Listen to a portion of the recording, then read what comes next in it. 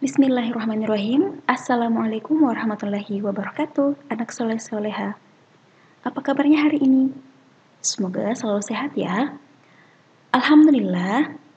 Puji syukur kita panjatkan kehadirat Allah Subhanahu wa taala atas limpahan rahmat dan nikmat yang Allah berikan kepada kita sehingga pada hari ini Ustazah bisa berjumpa lagi dengan kalian melalui video pembelajaran tematik.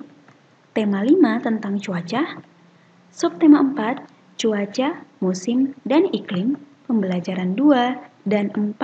Salawat serta salam tak lupa kita curahkan kepada Nabi kita, Nabiullah Muhammad SAW, suri tauladan bagi kita semua.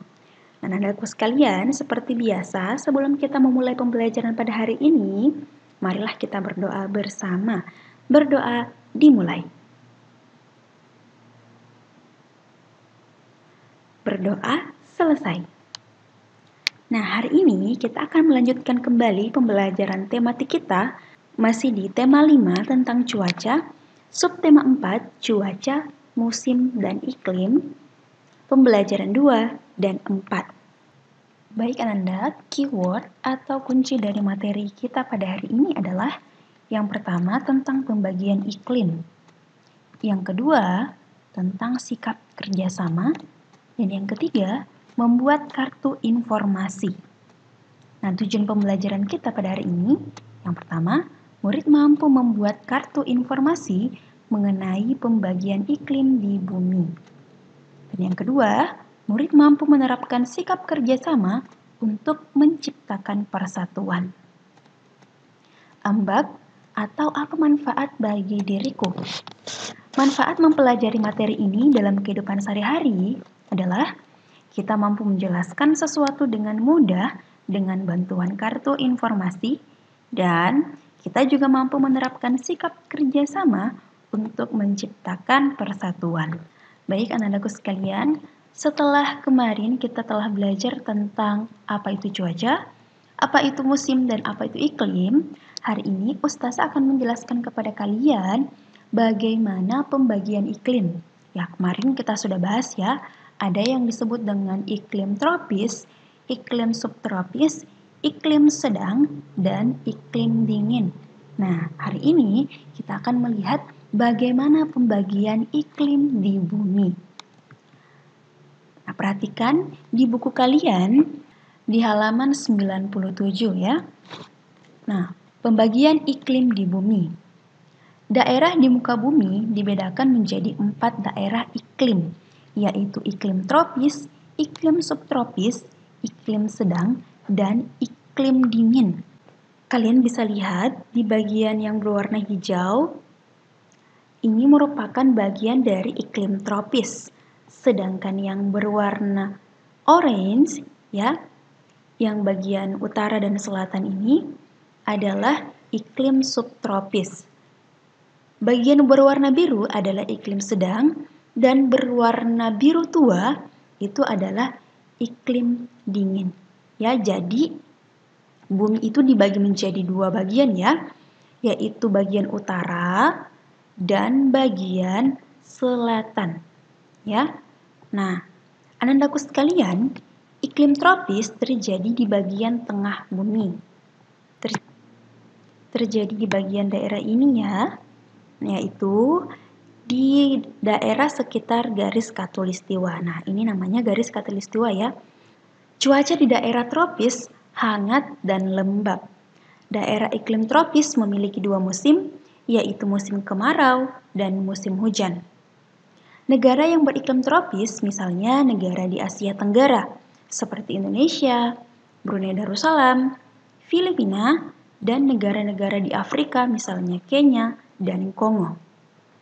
Nah, kemudian untuk iklim subtropis terdapat di bagian utara dan selatan daerah iklim tropis. Ya, jadi ini bagian utara dan ini bagian selatan ya. Nah, yang berwarna orange ini adalah daerah yang beriklim subtropis. Daerah beriklim subtropis mengalami 4 musim, yaitu musim panas, musim semi, musim gugur, dan musim dingin.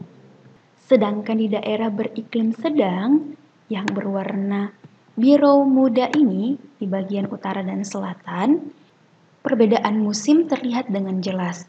Cuaca di daerah beriklim sedang tidak terlalu panas atau dingin.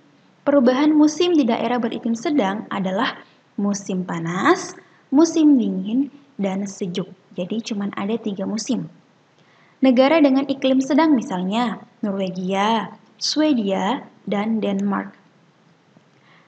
Kemudian di daerah beriklim dingin. Nah, iklim dingin ini yang berwarna biru tua ini ya, di bagian utara dan bagian selatan. Di daerah beriklim dingin, musim dingin berlangsung lama, sehingga tanahnya selalu ditutupi salju. Lamanya siang dan malam sangat berbeda. Pada musim panas, siang hari bisa mencapai lebih dari 20 jam. Pada musim dingin, malam lebih lama dari siang. Negara yang beriklim dingin antara lain Amerika Utara, pulau-pulau di utara Kanada, Kutub Utara, dan Antartika di Kutub Selatan. Anak-anakku sekalian pasti sudah sering sekali ya mendengar daerah Kutub Utara dan Kutub Selatan.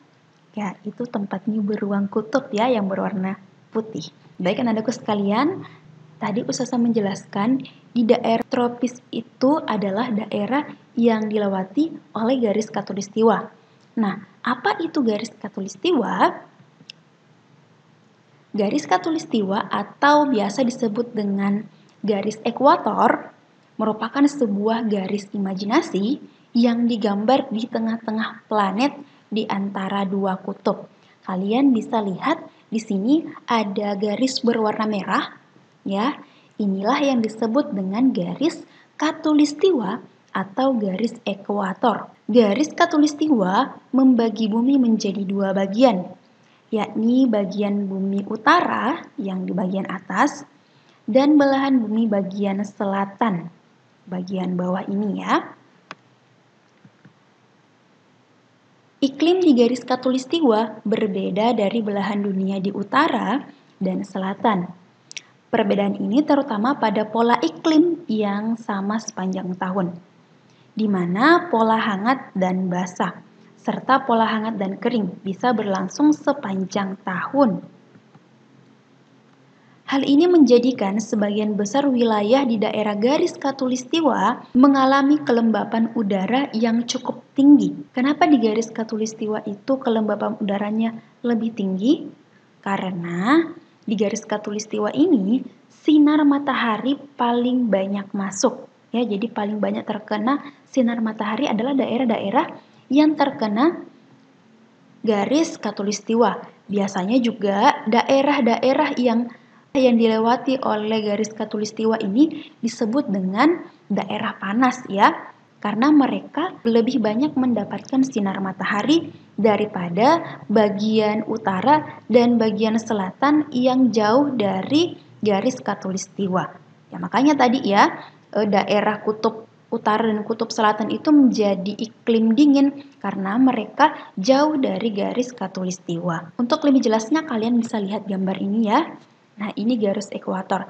Jadi, negara-negara ataupun daerah-daerah yang dilewati oleh garis ekuator atau garis khatulistiwa ini ya adalah negara-negara atau wilayah-wilayah yang beriklim tropis. Nah, jadi kita lihat ya di sini ada Indonesia ya, pas dilewati oleh garis khatulistiwa. Nah, jadi daerah-daerah yang di dekat garis khatulistiwa ini juga merupakan daerah yang beriklim tropis ya. Nah, nanti daerah-daerah di sekitar sini, nah baru beriklim dingin, beriklim sedang, dan beriklim subtropis. Kalian bisa melihat lebih jelas negara-negara apa saja sih yang dilewati oleh garis khatulistiwa di atlas atau globe jika ada yang punya globe. Nah, baik anak-anakku sekalian, itu tadi beberapa informasi yang kita dapatkan tentang pembagian iklim di bumi. Kita juga sudah dapat informasi tentang garis khatulistiwa ya. Nah, untuk memudahkan kalian menjelaskan informasi kepada orang lain, kalian bisa membuat informasi yang kalian dapat dalam bentuk kartu informasi. Nah, seperti apa kartu informasi yang dimaksud? Nah, seperti ini ya. Jadi, kalian bisa menggambar di buku kalian seperti ini. Nah, jadi setiap bagan itu ada informasi di dalamnya. Contoh, di bagian pertama, Ustazah menuliskan informasi tentang iklim tropis. Di bagian yang kedua, Ustazah menuliskan informasi tentang subtropis. Begitupun selanjutnya. Jadi, kartu informasi itu yang dimaksud itu seperti ini. Nah, kalian juga bisa membuat dalam bentuk lain. Misalnya bentuknya seperti ini. Ya, ini juga bisa termasuk kartu informasi. Bisa juga seperti ini. Ya, jadi bentuknya seperti bagan. Kalian tidak hanya bisa menggambarnya di buku kalian juga bisa membuatnya dalam bentuk potongan-potongan kertas yang sudah kalian tulisi informasi, kemudian kalian tempel di buku kalian. Nah, itu juga sudah termasuk kartu informasi. Baik anak-anakku sekalian, cuaca, musim, dan iklim sangat berpengaruh pada kehidupan manusia. Tapi ternyata tidak hanya pada kehidupan manusia. Cuaca, musim, dan iklim juga berpengaruh pada hewan. Nah, perhatikan teks berikut. Kalian bisa melihat pada halaman 107 ya. Cara hewan bertahan hidup pada musim dingin. Musim mempengaruhi tingkah laku hewan. Pada musim dingin, suhu udara sangat dingin. Hewan-hewan membutuhkan lebih banyak makanan untuk menghangatkan tubuh dan sumber energi untuk beraktivitas. Namun, makanan yang tersedia sangat sedikit. Oleh karena itu, beberapa hewan memilih tidur dalam waktu yang lama untuk mengurangi penggunaan energi. Hewan yang tidur pada musim dingin disebut sedang melakukan hibernasi atau tidur panjang ya. Hewan yang tidur pada musim dingin antara lain adalah beruang, kelelawar, landak, dan tupai.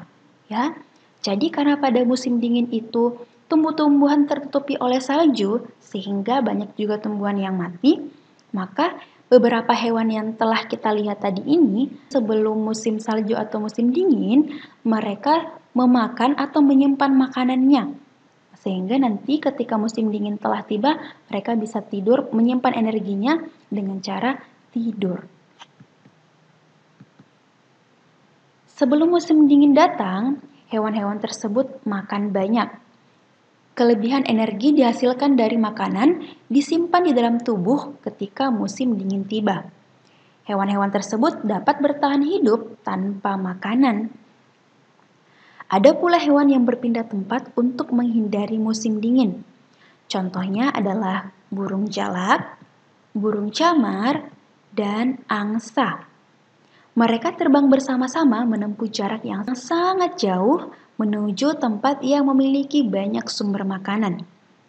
Setelah musim dingin berlalu, mereka akan terbang kembali ke asalnya. Pada musim dingin, semut tidur dalam sarang yang dibuat di dalam tanah. Sebelum musim dingin datang, mereka mengumpulkan banyak makanan dan menyimpannya di dalam sarang. Semut-semut pun dapat bertahan selama musim dingin.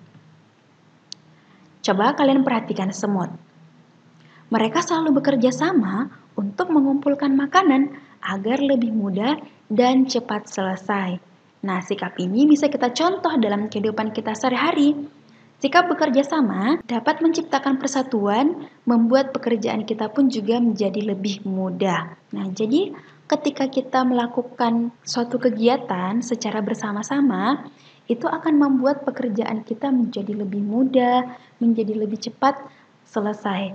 Ya, nah ketika kita bekerja sama pula dibutuhkan persatuan, ya karena kalau kita tidak bersatu, kemudian kita bekerja bersama-sama, ya itu hanya akan mendatangkan konflik. Ya, nah kerjasama berkaitan erat dengan bersatu. Agar tercipta persatuan dalam bekerja sama, kalian perlu memperhatikan beberapa hal sebagai berikut. Jadi, agar kerjasama kita ini mendatangkan persatuan, bukan malah mendatangkan konflik, maka ada beberapa hal yang harus kalian perhatikan. Yang pertama, mengutamakan kepentingan bersama. Jadi, jangan hanya kepentingan kita saja yang mau dituruti atau kemauan kita saja yang harus terpenuhi, tetapi kita harus lebih mengutamakan kepentingan bersama. Yang kedua, menghargai usaha yang dilakukan teman. Jadi, jangan ketika apa yang dilakukan teman kita itu tidak sesuai dengan apa yang kita inginkan, kita mencela perbuatan teman kita mencela usaha teman kita, menolak langsung. Tidak seperti itu ya. Jadi kita harus menghargai usaha teman kita dan memberikan saran atas usaha yang telah dilakukannya. Kemudian, bekerja sama dalam hal-hal yang baik. Ya, ingat, bekerja sama dalam hal-hal yang baik. Jangan bekerja sama dalam hal menyontek misalnya, atau bekerja sama dalam tidur dalam kelas, atau bekerja sama untuk bolos sekolah, ya. Jadi bekerja samalah dalam hal-hal yang baik. Kemudian, melaksanakan tugasnya secara bertanggung jawab.